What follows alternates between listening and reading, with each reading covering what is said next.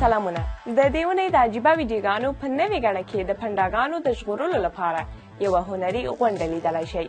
او که ګمان کوئ چې سیاستوال تل جدي وي نو داسې ویډیو درښیم چې نظر مو در بدلوم.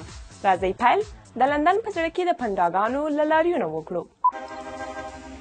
په لندن کې 108 فلمي ستورو د ښکلي ځناور پنډا په شان کالي واغوستل چې د دغو ژوو د ژغورلو لپاره عامه پوهاوی ډېر کړي. دوی د لندن په زړه کې تایچي ته ورته نڅا هم وکړه. د فلمي لوبغاړو شمېر ځکه 108 تنه و چې په چین کې د نړۍ تر ټولو لوی څېړنیز مرکز کې د ساتل کېدونکو 108 ډلو پنډاګانو استازیتوب وکړي. په 4 نمبر ویډیو کې که تاسې فکر کوئ چې یوازینی ځای چې د ښځو غږ به پکې وانورئ د سړیانو آرام ځای وي، نو په بښنې سره چې د دې ویډیو په لیدو به ناهیلې شئ. د امریکا په میشیګن ایالت کې ګڼو څښاک ځایونو په خپلو تشنابونو کې خبرې کوونکي آلې ایښي دي. موخه دا ده چې نشه یان له سړکونو وساتي او په دې آله کې اسلحه د میرمنو غږ دی. کله چې دوی دغه ځای ته نږدې ورشي نو دغه خبرې کوونکې آله به دغه نشهیي ته ټکسي راوغواړي چې کور ته یې ورسوي او یا به یې کوم ملګری پرې خبر کړي چې کور ته یې ورسوي.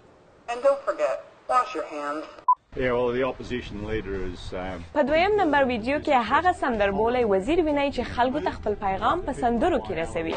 په استرالیا کې دې وزیر خلکو ته د پیغام رسولو لپاره تر ټولو خوږه او اسانه لار پیدا کړې.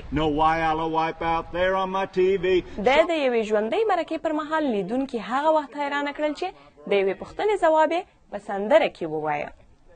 او په 1 نمبر ویډیو کې د یوې ژوندي مجسمه ګورئ. د امریکا په ماډرن ټساوډ میوزیم کې د باسکټبال د مشهور لوبغاړي کارمیلو آنتون مجسمه کېښودل شوه. دغه لوبغاړي وویل په دې ویاړ ډېر خوشحاله دی.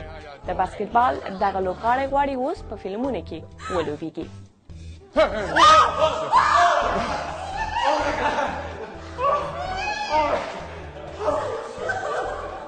دا و د دې اونۍ هلته دلته. تر بلې هغې مو په مخه ښه.